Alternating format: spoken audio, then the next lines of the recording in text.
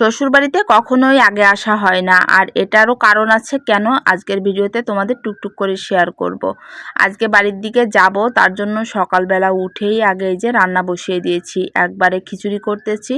আর খিচুড়ি করার একটাই কারণ, অনেকগুলা সবজি ছিল, ভাবতেছি সবজিগুলা না হলে নষ্ট হয়ে যাবে, এজন্য সব সবজি অল্প অল্প করে কেটে চালে ডালে এই যে খিচুড়ি বসিয়ে দিয়েছি। আর লেটকা খিচুড়ি খেতে কিন্তু ভীষণ মজা লাগে, আর সবজি খিচুড়ি লেটকা হলেই খেতে আমার কাছে বেশি ভালো লাগে।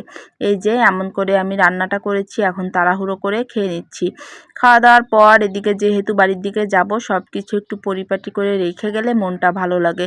এলোমেলো করে রেখে গেলে কিন্তু একটুও ভালো লাগে না মনের ভিতর। বিশেষ করে রান্নাঘরটা টুকটাক একটু গুছিয়ে নিয়েছি। এখন সব দরজা জানলা সব কিছুই আমি লক করে দিয়েছি, আর এখন বেরিয়ে পড়তেছি। এই কাজগুলো অবশ্যই করতে হয় মেয়েদের, তাছাড়া কিন্তু এটা তোমাদের দাদা ভাইকে দিয়ে হয় না কখনোই। আমরা এখন ইজি বাইকে চলে গেছি। বাসা থেকে প্রথমে এই যে ইজি বাইকে উঠে এখন চলে যাচ্ছি ট্রেন স্টেশনে। আর ট্রেন স্টেশনে থেকেই ট্রেনে গেলে, শ্বশুরবাড়িতে গেলে একটু সুবিধা হয়। ট্রেনে খুলনায় নেমে পড়ব। ট্রেনে চলে এসেছি। এই যে অনিক এসেছে আমাদের ট্রেনে তুলে দিতে, আর ও এখন এই যে আমাদের ব্যাগটা উঠিয়ে দিচ্ছে। ট্রেনে গেলে অনিক আর বলরাম দুইজনই আসে, যাতে আমাদের একটু সুবিধা হয়। বাবু মামুনি সবাইকে নিয়ে ট্রেনের করে যেতে গেলে ব্যাগ বেডিং নিয়ে একটু কষ্টকর হয়ে যায়, তার জন্যই অনিক এবং বলরাম আসে। এবার বলরাম ছিল না।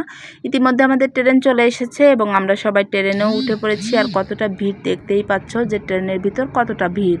ট্রেন জার্নি কিন্তু আমার ভীষণ ভালো লাগে। বাসে একটু বমি হওয়ার সম্ভাবনা থাকে, আর ট্রেন জার্নিটা এই যে সুন্দর পরিবেশের মাঝ দিয়ে কিন্তু যাওয়া যায়। 1 ঘন্টা ট্রেনে থাকার পর এই যে খুলনা এসে নেমে পড়েছি। আর এখন কিন্তু আবারও আমাদের ইজি বাইক নিতে হবে।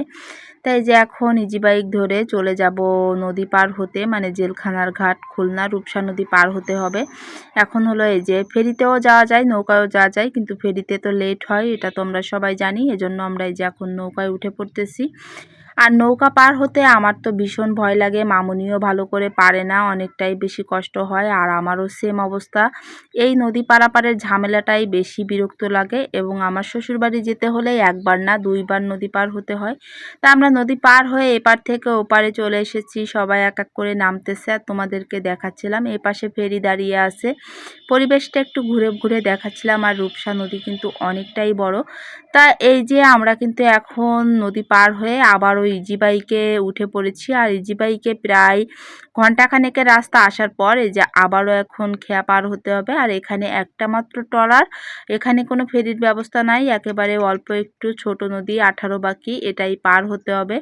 এই যে 2 বার নদী পারাপারের ঝামেলা, এই কারণে আমার শ্বশুরবাড়িতে আগে আসতে ইচ্ছা করে না।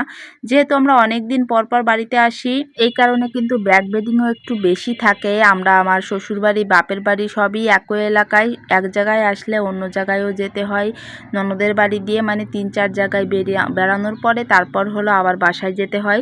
এই কারণে কিন্তু আমাদের ব্যাগ বেডিং বেশি থাকে। আর এই যে এখন শ্বশুরবাড়ির কাছে প্রায় চলে এসেছি। আর শ্বশুরবাড়ি আসা মানে তো মাথায় একটু কাপড় দিতে হবে। আমার শ্বশুরবাড়ি অবশ্য এটা এখন বাধ্যবাধকতা নেই যে কাপড় দিতেই হবে, তারপরও আমি দিয়ে থাকি সব সময়।